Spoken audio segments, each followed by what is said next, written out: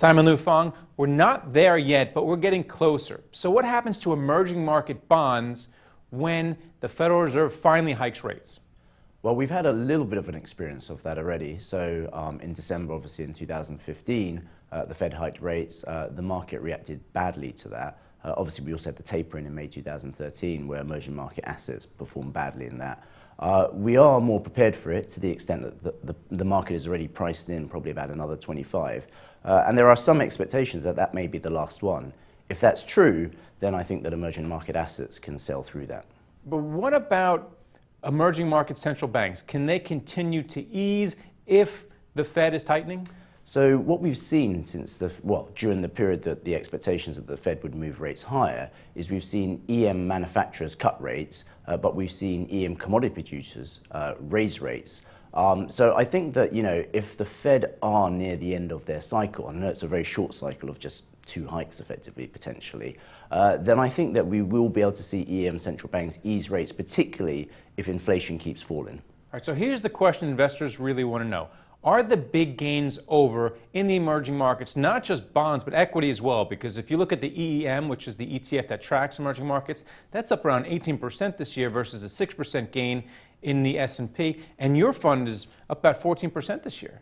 Yeah, so we've had massive gains in dollar terms. I think 2 reasons for that. One is the fact that we had sold off prior to that, and so there is some rally from the sort of sell-off that we've had, and also that treasuries did rally this year, so I think they've been helped by that. I think the returns could still be positive, but probably more in the region of around maybe 8 to 9% over the next 12 months, rather than these ginormous 18% we've seen. And you just said, speaking in dollar terms, what do you do with currency in your fund? Sure. Yeah, so in currencies, we treat them completely separately.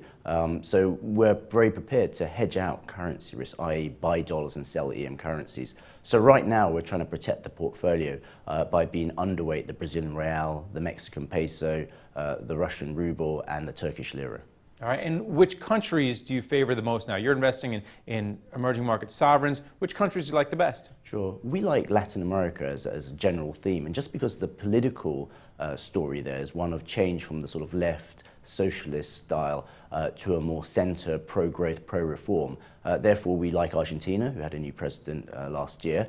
We like Brazil, where Dilma has been kicked out, and now we have Temer. And then potentially, we could like Venezuela a lot. That would be the big one if Venezuela started to normalize in any way. When do you expect that? Because it seems like they're a long way off right now.